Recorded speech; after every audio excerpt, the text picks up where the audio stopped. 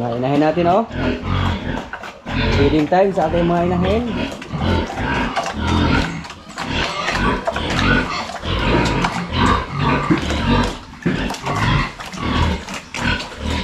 Malapit na ito mga anak, mga kaprobinsya. Sa mga 3 araw mula ngayon, siguro mga anak na siya.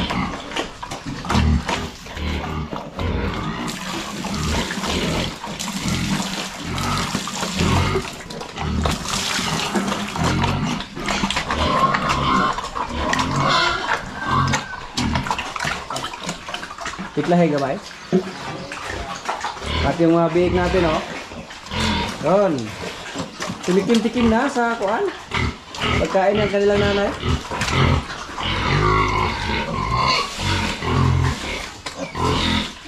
Labing dalawa po yung biik natin.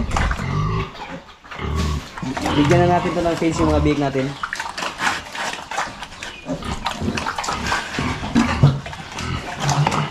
Lagpas 1 linggo na sila, napakadali lang mga kaprobinsya. Parang kailan na natin iniay yung nanay nila or parang kailan pa tayo nagbinta ng mga baboy dito. Tapos sariwa pa sa ating alaala. Nung nagbinta tayo ng mga baboy dito, may 2 pa na namatay. Nalugi tayo dun. Kasi namatay po yung 2. At ngayon, may mga bake naman tayo. At marami na nag-message sa atin tungkol sa ating mga bake. Gusto daw nila bumili sa ating mga bake na mga babae. Ito yung mga bake natin dito na babae, nasa mga kuwan lang, 5 lang. Ito, wapo kayo po. Lingin ko lawas. Babae. Kasunod na araw, i-casket namin yung aming mga bake. Pwede na yan. Hindi lang namin pinutulan ng buntot ng ating mga biik para kung sakaling ipatinin natin, hindi kami mahirapan, may mahawakan kami. Lalo na dito sa ating area na kailangan pang hakutin yung mga baboy natin. So, kailangan na may mahawakan tayo.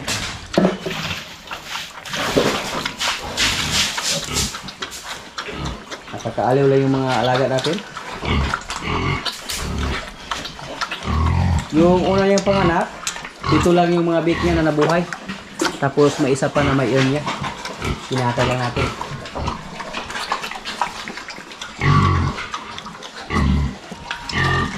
Tikim na yung mga bake niya. Napakadali lang mga kaprobinsya.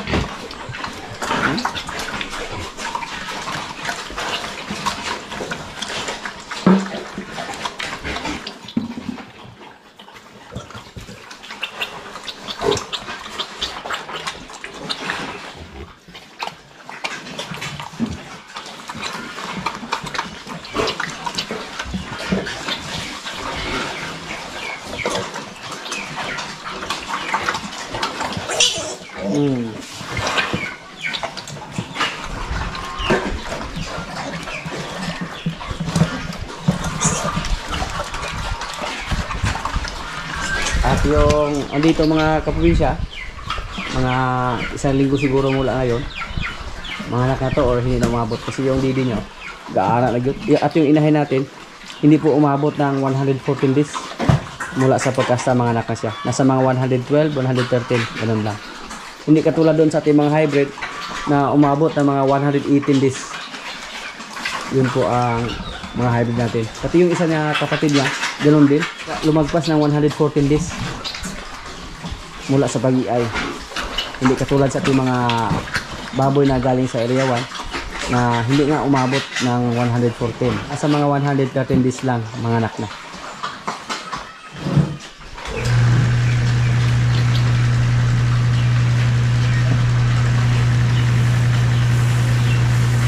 At yung mga dumalaga natin, naglandi na sana yung isa pero bata pa sila, hindi mo na natin pinayay or pinakasahan. Hintayin natin na umabot ng 7 buwan. Yan po ang advice nila para magamit natin ng husto yung mga inahin natin. Kailangan bago natin pakastahan, nasa insaktong edad na sila. Mag-aanim pa lang yung mga baboy natin. Yung isa dito, siya po yung pinakahuli. Kasi hindi siya nabuntis agad nung iniay natin. Dalawang beses siya naglandi. O dalawang beses natin sa iniay. So, ilan kaya yung anak niya? Ngayon. Abangan na natin to. At yung isa, nainahan natin. Nung una niyang anak, nasa 13. Ngayon, ilan kaya? Medyo maliit lang yung tiyan niya. Pero kahit umabot lang ng 10 heads, okay na tayo dyan. Goods na yan. Iyan lang po ang haga natin pag may sobra. Bali bonus na yan pag umabot ng mga 12 heads yung anak. Pero yung isa doon, hindi kami umasa na umabot ng 10 yung kanyang anak. Kasi dati pa yan, ilang bisis na yan ang anak dito sa atin. Pero yung anak niya ay nasa mga 8 lang. 8, 7, siyam. Hindi siya nakapanganak dito ng 10. Hanggang siyam lang yung kanyang anak. Yung mga biik natin, balak po natin na ibinta lang natin. Pwede natin sila ibinta pag biik pa lang, or pwede natin sila ibinta pag panglitsyon. Wala tayong balak ngayon na magpatining, basta maibinta. Kung sakaling hindi natin maibinta, yan po ang last option natin. Ipatining natin yung ating mga biik. Last option na po yan. Yan po, binigyan na sila ng feeds para sa mga biik. At may tumikim na sa kanila. So, asahan natin sa sunod ng mga araw, baka malakas na silang kumain ng fish.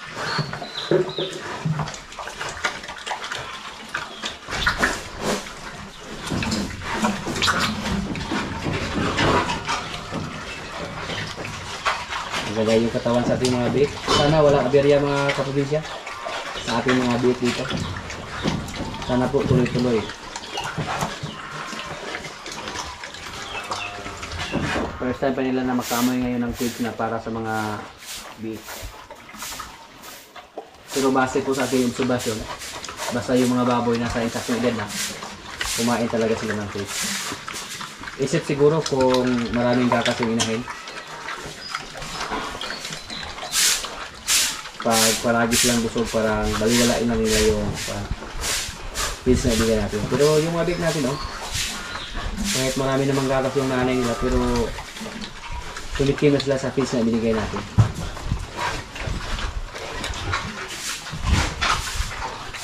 Yung mga beef natin, hindi natin pinapaliguan. Hindi po tayo nagpapaligo ng mga beef, lalo na pag kakapanganak pa lang.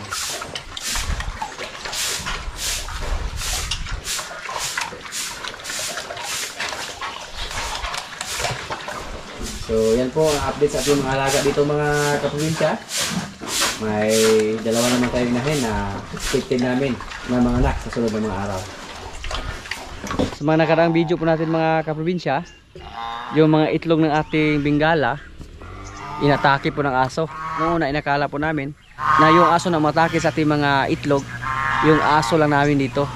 Pero ngayon po na discovery po namin na ibang aso po yung umatake. Kasi kanina yung ating mga pato inatake ng aso at nadali po yung isang pato mga kaprobinsya. Hinabol po natin kasama yung aso, doon pumunta, doon sa may tanim natin ng mga napier, doon naaabutan yung aso, pero huli na kasi yung pato na nakuha niya patay na, hindi na naabutang buhay. So napakasayang po sa ating pato. So ang gagawin namin dito, kung sakaling may aso na pumunta dito, kailangan namin itaboy papalayo. Hindi namin hayaan na makalapit dito, baka balik-balikan niya yung ating mga alaga na pato. Kasi yung iba, lalo na yung pabo, minsan makalabas sila. Tapos may mga manok din tayo doon. Malaki ang posibilidad na makadali naman sa ating mga alaga dito kung hayaan namin yung aso na pabalik-balik dito sa ating area. So ang gagawin namin, kung sakaling may makita kami na aso na papasok sa ating area, kailangan na itaboy namin agad, basta makita lang namin. Yung mga itlog ng ating Bengala na pinalimliman natin ng pabo, yung iba na misa na. So magkasabay lang yun, yung itlog na yan, yung nilimliman ng Bengala. Sakaling hindi pa nakain ng aso yung itlog na yun, siguro napisa na din yung mga itlog na yan. Pero out of 48 pieces na itlog, 12 pieces lang yung napisa.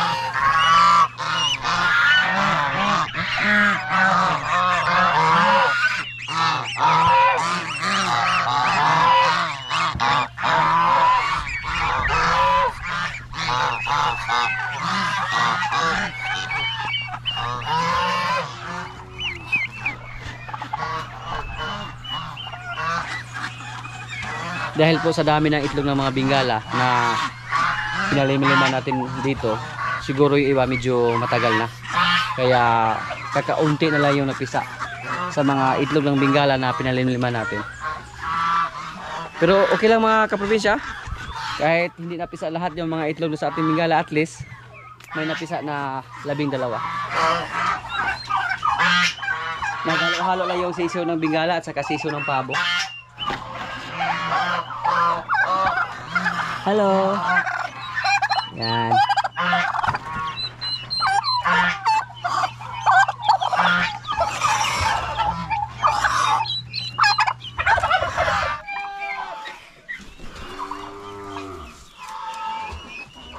Maalog na po yung mga itlog sa ating bingala mga kaprobinsya. Sa tingin ko po wala nang mapisa sa natira nating itlog. Yung 12 na yan, pag sila ay lumaki, magpakaganda natin yan. Tapos pag magkahuli kami ngayon ng bingala, magkatay kami ng bingala para pangulam. Kung magkahuli kami ngayon, kasi mailap yung bingala mga kaprobinsya, mahirap yan hulihin. Yung mga pato namin ito, yun po ang inuulam namin.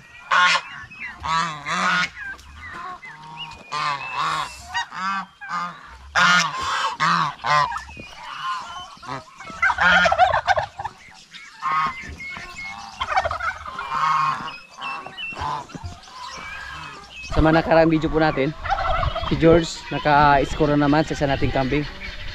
At yung na-score niya, yung kambing natin na malaki, yung nanay ni Dayan. Yung inakala natin na hindi na po siya maglandi. Akala namin na malanday na. Pero masaya po tayo kasi nakastansya ni George. Balak po namin sa sunod na araw mga kaprobinsya na magbawas ating mga kambing dito. Ibenta natin yung mga kambing na medyo native na mga inahin. Marami naman tayong kambing dito at kailangan po natin magbawas. Piliin lang natin yung medyo pangit yung anak niya, yun po ang ibenta natin. Para habang tumatagal, lalong gumanda yung lahi sa ating mga kambing dito. At pinayos na po natin yung ating kulungan dito mga kaprobinsya. Ginamitan ng jack para maangat yung sahig ng ating kubo. Tapos siniminto yung poste para hindi siya madaling mabulok. At balak po natin na magpagawa ng extension sa ating kubo ng kambing. Kasi marami tayong mga lalaking kambing na mga maliliit. Kailangan po natin silang ihiwalay kung sakaling makapagawa tayo. Isa sa mga kambing na ibinta natin, ito po mga kaprobinsya. Medyo pangit po yung itsura niya, pangit yung kulay. Binta natin to. Tapos yung isa, to spatsa natin to, 2. 3 po yung nakikita ko dito na hindi ko nagustuhan. Yung isa doon na may sungay din, ibinta din natin siya kasi yung mga anak na hindi maganda, mga Bisaya kay itsura. Yung lalaki natin kambing, dyan lang muna siya, baka ibigay natin yan kay Kapitana this coming Mayo, Pista sa Area 1. Ito yung lumalaga natin parang buntis. Hindi yan buntis, busog lang. Yung mga anak ni George mga kaprobinsya, mga gwapo, sakto kay barog ba na, mukhang nag-wild lang si George. Yung kabing natin isa George, ito po yung kabing natin na nakasani George mga kaprobinsya. Sana po mabuntis siya at sana magmana din kay George. Pero si George po, believe na po tayo sa kanya. Kasi sa lahat ng mga kabing natin dito na lalaki, siya po yung nagpalabas ng magandang klase. May 2 tayo dito na kambing. Winalay na po. Winalay na. Hello George.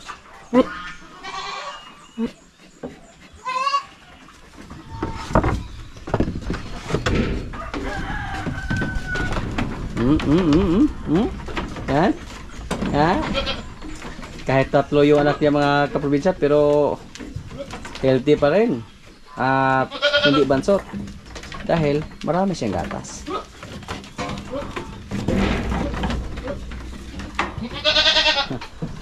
Magbawas po tayo ng kambing sa sunod na mga araw. Ito sana makasanto ni George. Nagawa na George, oh. Anak to sa ating blackhead, kaya medyo gwapa. Buntis daw yun, oh. Pero hindi po natin nakita na nakasanto ni George. Sa tingin po namin, kung nabuntis siya, hindi si George yung nakakasta, baka yung kambing natin dyan na nasa kuan, mangga. Kaya makabuhi mo sa hay. Malanta bitaw dito. Di ako medyo kita ano napahana. Isa kaming kambing doon, oh, na nasa kuan lang mangga. At minsan po makalabas yung mga kambing natin dito. So malaki ang posibilidad na doon siya pumunta at nakasahan siya doon. Yung kambing na yan. Abangan lang natin kung ano yung resulta. Kulang tayo sa kwarto, kaya minsan pag makalabas yung kambing natin, doon pumunta sa ating kambing na nasa mangga. Hindi naman siya masyadong native, pero hindi po siya ang gusto nating makakasta. Si George po yung gusto natin. Mag-aabang na tayo sa sunod ng mga buwan kung ano ang itsura sa kanyang anak. Bibili pa kami ng kahoy dito mga kaprobinsya. Kung sakaling magpagawa tayo ng extension sa ating kulungan dito, sa ating kubo.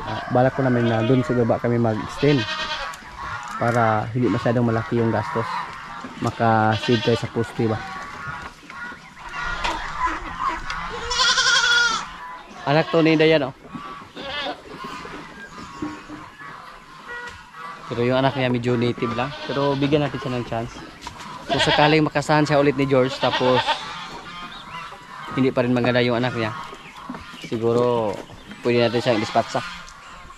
Ibinta natin yan. Yan po ang isa natin lalaking kambing, oh. Apo sa ating blackhead. Apo na. Yung walang sungay. Anak siya sa ating kambing dati na hinihingal. Pero hindi pa tayo sigurado kung siya ba yung nakakasta. Baka yung iba nating kambing dyan na nasa loob, yung nasa kwarto. Kasi yung mga kambing, pumasok yan minsan doon sa kwarto.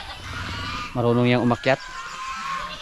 At si Rigor mga kaprobinsya, mukhang matanda na yung kuan, ugali niya. At tagbago yung kanyang ugali. Dati pag pumasok tayo dito, sumalubong agad siya sa atin para manungay. Pero ngayon, oh, taon naman yung una ba. At napapansin po natin na parang unti-unting nagbago yung kanyang balahibo. At forma na yung katawan niya, oh. Ayun na God. Nagpalalag na punoon siya. May kalaro na siya. Pero adun pa sa kabilang ina natin nilagay yung kanyang kapatid sa tatay, yung anak ni Pugi. Medyo maliit pa yon. Hindi pa namin nilipat dito. Ayun ba? Akala ko po nagbago na itong ugali ni Rigor. Pero hindi, oh. Ako na maglawas. Kusga na. Nung nasa 10 araw pa lang siya, yung timbang niya ay nasa 37 kilos lang. Parang kambing lang yung bigat. Binuhat pa natin para pinurga. Pero ngayon, ano, karaan na hitsura, oh. Baka na gid siya. Tapos yung kulay niya, oh, nagbago. Kuspaw yung balibo dito ba. May halong puti na. Pula yung tatay, pula naman yung nanay. Tingnan lang natin kung ano yung kulay niya dito sa sunod na mga buwan. At parang may itim dito. May kay batiis, oh. Kung malipat na natin dito yung ating baka na maliit, may kasama na siya. At si Martis naman, pwede man nating ilipat siya doon. Pero paabutin muna natin na umabot sa 10 buwan yung edad ni Martis bago natin ilagay doon sa kulungan. Para gulang na siya ba. Mabait itong si Rigor. Pero yung isa nating baka doon, yung anak sa ating pulang baka, mailap, hindi magpalapit. Hindi katulad kay Rigor na napakabait niya mga kaprobinsya. Pag hindi magbago yung ugali niya, Parang maawa tayong ibinta. Kung ganito siya palagi. Gusto niya na himas-himasin ba. Kaya pag pumunta kami dito, pumunta yung mga kasama natin, humiga agad siya. Parang yung kalabaw din natin na palo na magparayig. Basta mga anak ni Basya, ang napapansin namin mga kuan kayo, malambing. Hindi katulad sa pula nating baka. Yung anak niya dati, nung babae, ayaw din mapahima sa atin. Pati yung anak niya ngayon dyan na lalaki. Kahit na sa mga 1 linggo pa lang yung edad, pero ayaw na magpalapit. Paglapitan natin, tumakbo agad. Si Marites, kain lang siya ng kain. Bago po natin na ibinta si Pogi, nag-iwan siya dito sa atin ng 4 na anak. Pang-5 sana si Tanggol, pero si Tanggol na ibinta natin. Tapos may mga anak din siya doon sa bundok, marami din siya nakasahan. Yung baka natin na dumalaga na napaiay natin na galing sa Dawis, yun po sana ang pinakahuling nakasahan ni Pogi, pero hindi lang nabuntis. At napaiay naman natin siya kasabay ni Basya. Patig yung prayuna, oh. Luoy kang baligya ni. Pero pag wala na tayong pira, baka may binta si Juan Rigor. Pero luoy kayo, hindi pwede. Pwede tanura. Sus, baka halin. Tingnan niyo po, oh. Gusto niya magpahimas-himas palagi. At bihira lang yung ganitong klaseng baka. Marami po tayong nabasa ng mga comment kung ano yung ipangalan natin sa ating bagong baka dyan na pula. At karamihan sa kaila, ang ipangalan natin ay Pogi Junior. Kasi manang-mana sa Pogi. Pwede naman na Pogi Junior ipangalan natin. Si Rigor, nasa 2 buwan pa lang siya, mga 3 buwan pa lang. May nakita kami na baka doon na halos kaedad niya doon sa bundok, napakaliit lang compare kay Rigor. Tapos may nag-comment din na bakit daw mga native yung nilagaan doon ni pare. Yun po ang gusto ni pare, kasi yung mga native medyo mataas ang resistensya. Tapos nakita nyo naman yung lugar nila kung gaano katarik, matarik yung area nila. At hindi pwede mag-alaga ng baka na kapareha kalaki ni Pogi, baka gumulong pa sa ibaba. Kaya ang gusto niyang alagaan yung mga native lang. At mahirap lalo na pag tag-ulan. Kung mabasa yung lupa, mahirap mga kaprobinsya pag malaking baka yung ilagay doon, yung ipasol doon. Tapos pag ibinta, mahirap din kasi yung daan matarik. Yung pag pareha kalaki ni Pogi tapos papuntahin dito sa ibaba, delikado, hindi kaya, baka gumulong pa. Kaya ang nagustuhan niya yung tama-tama lang, yung medyo native lang at malamig yung area doon. Hindi pwede pag mga hybrid na baka or hybrid na kambing yung alagaan doon. Dapat yung mga native lang, kasi sabi niya mataas daw ang resistensya.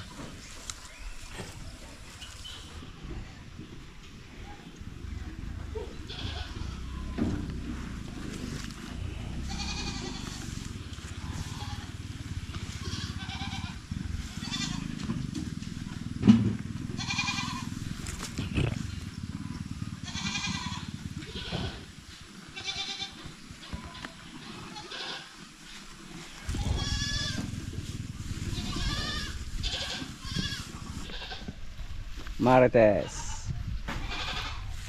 bye-bye Gor.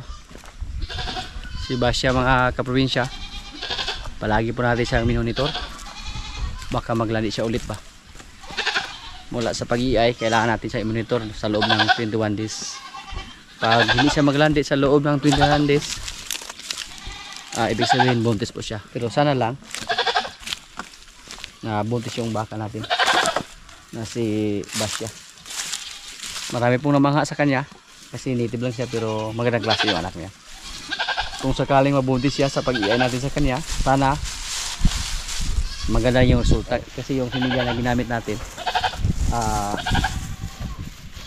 Red Brahman po. So pag Red Brahman, mga malalaki yung tainga sa Red Brahman. Abangan lang natin. Si Basya 18,000 lang yung bili natin. Tapos yung anak niya na si Pakbones, ibenta natin sa halaga na 60,000. So okay na. Tapos may anak pa siya dyan na si Marimar at si Rigor. Tapos kung mabuntis siya ngayon, hindi na tayo lugi sa kanya. Puntahan natin yung isa nating baka na pula. Sanayin natin na palaging lapitan para mapaamo natin yung kanyang anak at hindi siya maging mailap sa atin. Hello. Yan o. Maliksi na siya mga kaprobinsya o.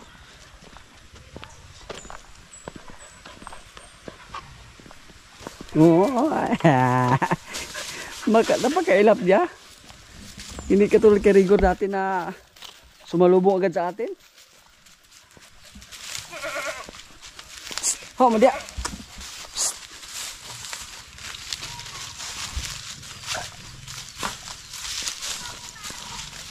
Hello. Pag umabot to ng isang buwan mga kaprobinsya, oh, wala. Ayaw magpalapit sa atin. Oh. Malakas na siyang dumidi ngayon. Nung una, yung didi sa ating baka, napakalaki. Balak ko sanang kunan ng gatas. Pero ngayon napapansin ko po na lumiit yung kanyang didi. Dahil siguro malakas na dumidi yung kanyang anak. Nasa 1 linggo na yung baka natin. I-check natin yung puso niya, baka may sugat. Oh, napakaliksi na oh. Pero ang problema, hindi magpalapit sa atin. Bu. Bu. Astig kayo oh. Bu. Ayaw mo palapit. Bu. Very good. Bu. Yan.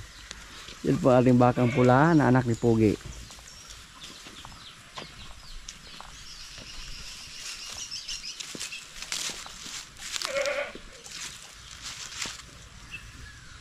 Bu.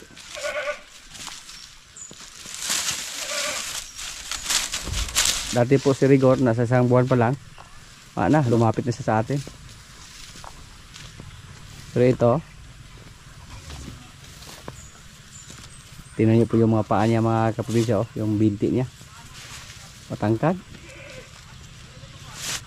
Pilas kayo ni makahan eh. Murag si Kinza oh. Arte kayo ba? Ayaw magpahimas. Come to tatay. Come to tatay.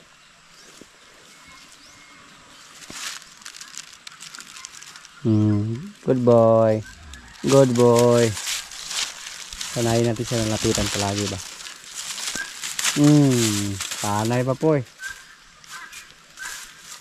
Tigla man kayo. Mga kaprobinsya, kaya na po. Ito yung ulam namin oh. Adobong bingala. May tilapia pa oh. May kanin. Lord, maraming salamat sa pagkain. So, kain na. Hindi ko malata ko ay pwede mataasa. Hindi ko malata ko panudi. Tikmit bazal sa alam ba? Tikmit ang panda. Isa may natikmit ah. Baru ko din yung matikmit. Labi na yung rapon. Maglabuhi yung rapon. Ay. Nalaglaboy-laboy niya. Ang mukha din niya God. Nagtutungga pagkalabagot. Buguyot. Yung mga ex. Ex niya. Oh, ex. Laboy ra. Pag mga ex na yun ito.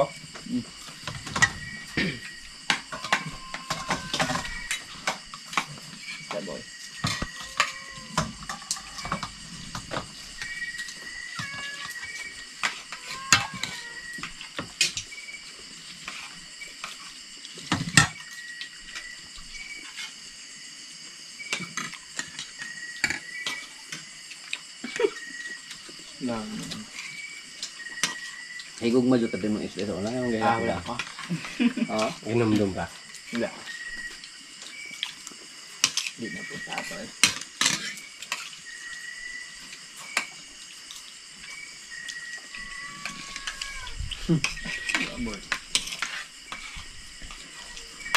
Kinim mo gana kay gana jo.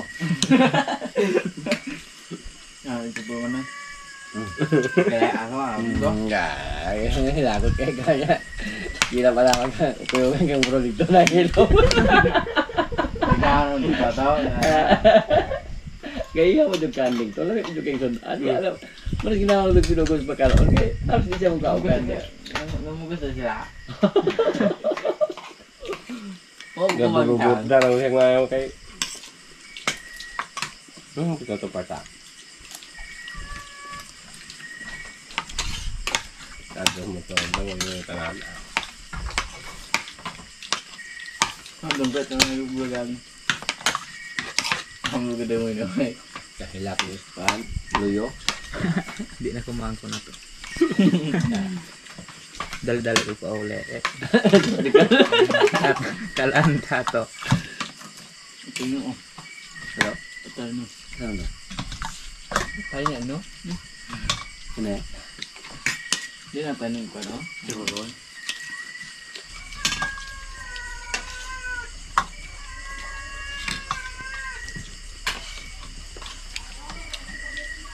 Bakit sa'yo? Tawag nila correct kaya di mo. Asa burot? Na, udah dan igir na. Naman pupurma. Sini sampai pa dito. Lagi ni dia ini mo.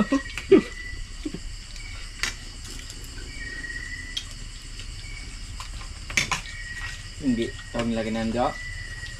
Magdaro. Magdalam. May, kasi abot yung digit.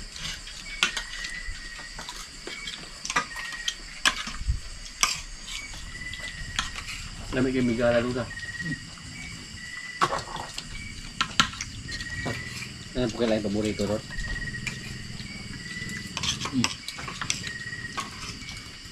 Bisa naman kapag. Ayan. Ano ba?